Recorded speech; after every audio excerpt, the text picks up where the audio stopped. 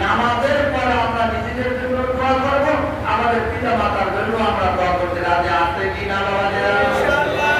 ওই সময় দোয়া কবুল হয় শেষ রাত্রিতে যদি সুযোগ পান একটু সেই খাবার আগে মাসালার মধ্যে বসে যাবেন, দুইটা হাত তুলে আল্লাহর কাছে জানিয়ে দিবেন, হে আল্লাহ,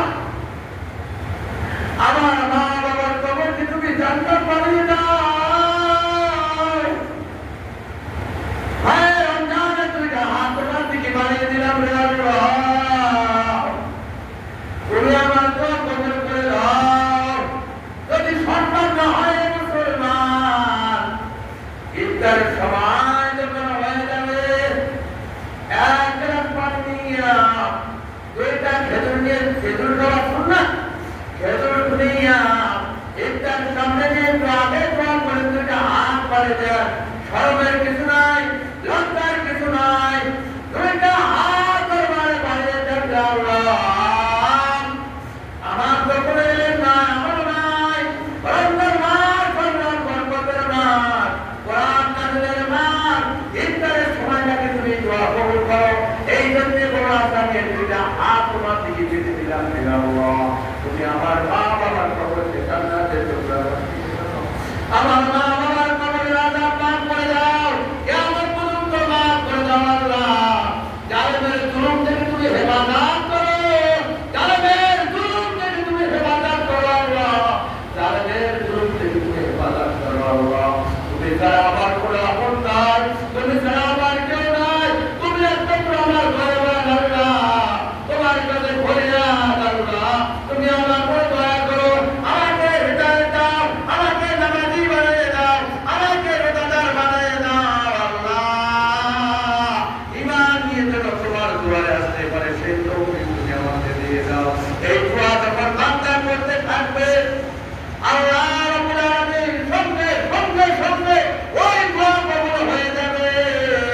জালেমের জুলুম একদিন দুনিয়া থেকে মিটে যাবে, আল্লাহ তাআলা আপনাকে ঈমানের সঙ্গে কবরের মধ্যে নিয়ে যাবে। আল্লাহর কাছে দোয়া করেন না, হেদায়েতের মালিক তো আমি না, হেদায়েতের মালিক তো আর কেউ না, হেদায়েতের মালিক কে? হেদায়েতের মালিক কে? আল্লাহর কাছে চান যে আল্লাহ তুমি আমাকে হেদায়েত দাও, তুমি আমাকে নামাজি বানাও, আল্লাহ তুমি আমাকে রোজা রাখার তৌফিক দাও, তুমি আমার দান করার তৌফিক দাও। যখন আপনি আল্লাহর কাছে চাইবেন তো আল্লাহ তাআলা এরকম আপনাকে হেদায়েত দিয়ে দেবে। আর আপনি যদি হেদায়েত পেয়ে যান, तमाम দুনিয়ার কোনো মানুষ আপনাকে ক্ষতি করতে পারবে না। সারা দুনিয়া মোকাবিলা তো হয় মুফতে নুকসান হয়, সারা দুনিয়ার মানুষ যদি আপনার কি করে ক্ষতি করতে চায়, ক্ষতি করতে পারবে না। আমার আল্লাহ যদি আপনারা দূর দূরে আপনার দিকে উঠে গিয়ে নেয়, সারা দুনিয়ার মানুষ করলেও কোনো ক্ষতিও পাবে না। কথা ঠিক না বেশি? এই জন্য বরকতের মাস আসতেছে, এই মুসলমান বাকিরা হিন্দু প্রধান মসজিদের মুসলিম হিন্দু যারা আছে অনুরোধ করবো, ওয়াজ পাচ্ছেন, কোনো ওয়াজ দেন না, কোনো প্রশ্নমুখে যদি একটি পবিত্র হয়ে যান কি করবেন? কোনো ওয়াজ দিয়ে না, দুইটা হাত অনুরোধ করবো, আপনারা রোজা তো থাকবেন থাকবেন, আর কখনো রোজাদারের সামনে বেয়াদবি করবেন না, খাইবেন না, ধূমপান করবেন না। রাজি আছেন না বাবাজিরা? রাজি আছেন তো? আপনারা একটু সম্মান দিন, এতটুকু একটা সম্মান দিন যে মায়ের রমজানে আমি সম্মান দিয়েছি, রোজাদারের সম্মান দিলাম, তো কিয়ামতের ময়দানে যখন বিচার শুরু হয়ে যাবে,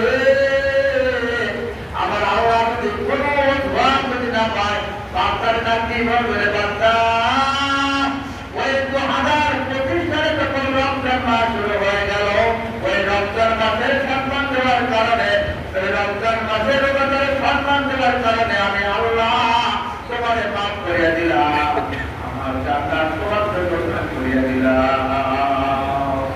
পারে কি পারে না? আর যদি তবুও আমি ইবাদত করতে কি করি না কেন, রোজাদারকে যদি অসম্মান করি, আর রমজানকে যদি আমি অসম্মান করি, তাহলে আল্লাহ তাআলা কিয়ামতের ময়দানে ধরবে, রে বান্দা আমার রমজানের অসম্মান করেছিলি, আমার রোজাদের অসম্মান করেছিলি, এই জন্য লোকে গ্রেফতার করলাম, দুনিয়ার কোনো মানবতা ছাড়াতে পারবে না। এই থেকে রমজান মাস শুরু হয়ে যাবে, রমজানের সম্মান দিয়ে দিবে।